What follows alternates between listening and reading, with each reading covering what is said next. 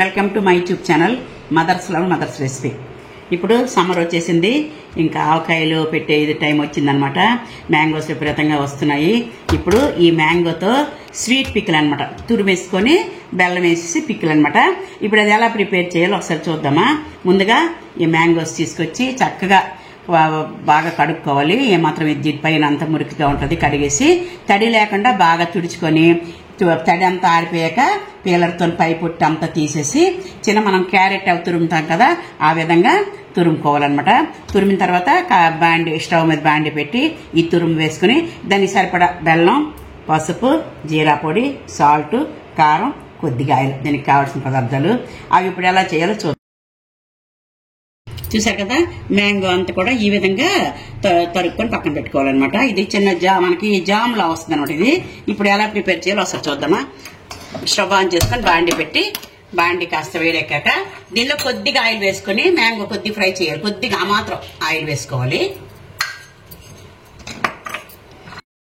చూసారు కదా, ఆయిల్ కాస్త వేడెక్కింది. దీనిలో ఈ మామిడి తురుము వేసుకుని కొద్దిగా వేడెక్కనివ్వాలన్నమాట.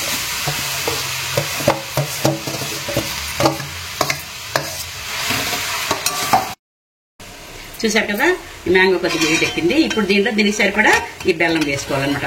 మనం బెల్లం వేసుకోవచ్చు, షుగర్ కూడా వేసుకోవచ్చు, కానీ బెల్లం అయితే హెల్త్కి మంచిదని చెప్పేసి బెల్లం వేసుకుంటున్నాము. ఈ బెల్లం బాగా కరగాలి. కరిగి దగ్గరగా పాకం వచ్చే వరకు మనకు ఉడకనివ్వాలి. అప్పుడు దాంట్లో పసుపు, కారం, జీరా పొడి అన్ని వేసుకోవాలి.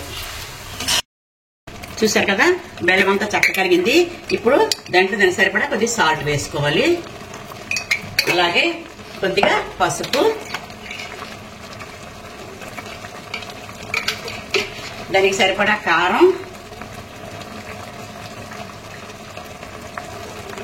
అలాగే కొద్దిగా జీలకర్ర వేపిండి పొడి అనమాట. ఇది కొద్దిగా జీరా పొడి.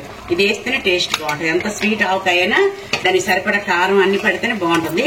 ఇప్పుడు ఇవన్నీ కలుపుకొని మనకి చిన్న తీగి పాకం లాగా వచ్చేస్తే మనకి ఆవకాయ ఎన్నాలైనా నిల్వ ఉంటుంది అనమాట. ఈ పచ్చడి ఎన్ని రోజులున్నా చెక్కు చెదరదు, టేస్ట్ బాగుంటుంది, నిల్వ ఉంటుంది అనమాట. ఈ విధంగా ఇప్పుడు దగ్గర అయ్యే వరకు మనం ఈ విధంగా కలుపుకోవాలి.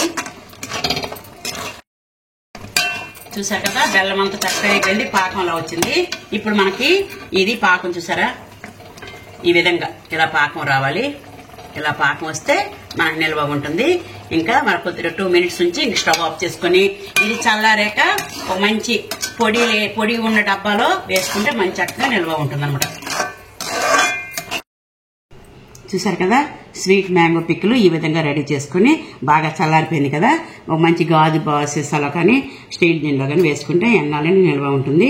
పిల్లలకి బ్రెడ్లోకి, చపాతీలోకి చాలా టేస్ట్, మజ్జిగ అన్నంలోకి కూడా చాలా టేస్ట్గా ఉంటుంది. అలాగే వాడుకోవచ్చు.